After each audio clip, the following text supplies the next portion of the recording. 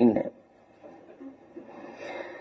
तो ये तो अयोध्या केवल एक जिला है, इसी तरह पूरे प्रदेश में हर जिले में भारतीय जनता पार्टी लूट मचा रही है। तो क्या है जीरो टॉलरेंस उनका करप्शन के लिए? जिन्होंने नारा दिया कि हमारा जीरो टॉलरेंस है करप्शन के लिए, क्या यही जीरो टॉलरेंस है इनकी कि अपने लोगों को और माला माल बना दें? क्योंकि भोली वाली जनता को यह नहीं आभास था कि इस जमीन की कीमत कल क्या होगी, लेकिन अधिकारी और बीजेपी के लोगों को पता था कि कल इसकी कीमत क्या होगी। ये सबसे ज्यादा बड़ी लूट अगर कहीं हुई है तो अयोध्या में भारतीय जनता पार्टी और अधिकारियों ने मिलकर के लूट की है। हम अपने गरीबों को जो आए आज हैं इनको कहना चाहते हैं कि समाजवादी आपके साथ हैं,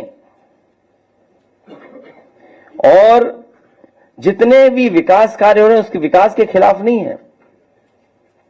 अयोध्या वर्ल्ड क्लास सिटी बने, अयोध्या के पास और अयोध्या के आसपास वर्ल्ड क्लास इंफ्रास्ट्रक्चर हो, हालांकि उसके लिए दिमाग चाहिए होता है।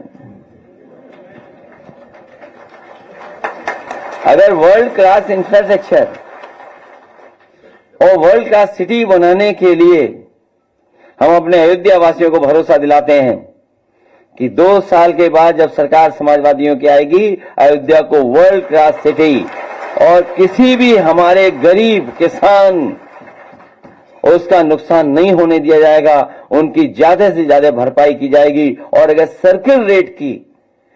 सर्किल रेट भी हमें बढ़ा करके अगर अयोध्या वासियों को मुआवजा देना पड़ा तो सर्किल रेट बढ़ा करके उनको मुआवजा देकर के उनके घर परिवार में भी खुशहाली लाने का काम करेंगे।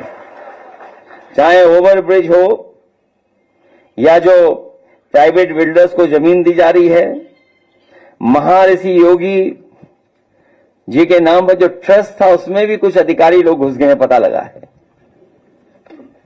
केवल इसलिए कि उन्हें पता है कि उसकी कीमत कल क्या होगी।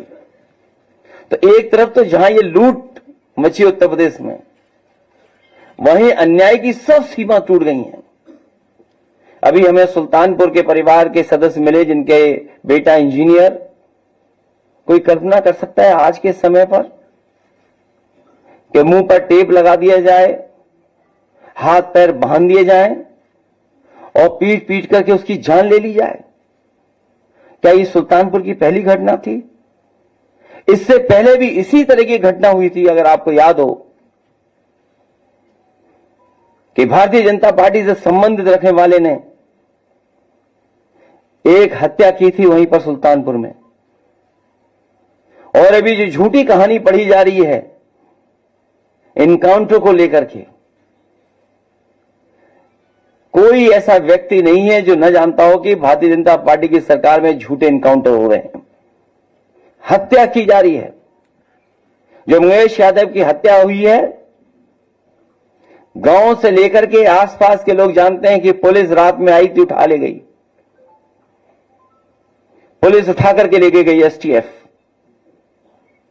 और सोचिए आप कैसी कहानी गढ़ी गई कि उसके पास नया बैग था,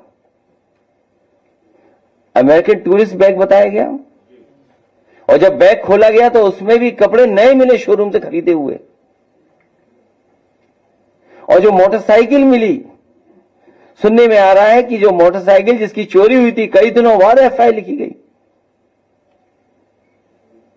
और उसके घर परिवार के लोगों के मां का इनको दर्द समझ में नहीं आ रहा, बहन के आंसू नहीं समझ में आ रहे हैं। और सोचिए कैसा दिमाग इनका,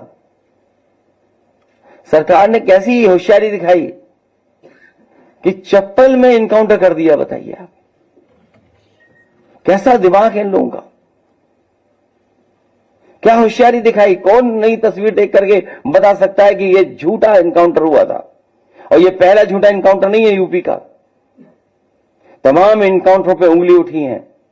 जिस समय पहला इनकाउंटर नोएडा में जिम इंस्ट्रक्टर को हुआ था, उस समय भी हम लोगों ने कहा था कि पुलिस वालों ने लूटने के लिए, दबाव बनाने के लिए हत्या का प्रयास किया है, और उस समय भी कार्रवाई नहीं हुई है। अभी तक जितनी भी हत्याएं हुई हैं या इनकाउंटर हुए हैं, सबसे ज्यादा पीड़ित परिवार के लोगों की हत्या की है सरकार ने। हम लोग न्याय दिलाने के लिए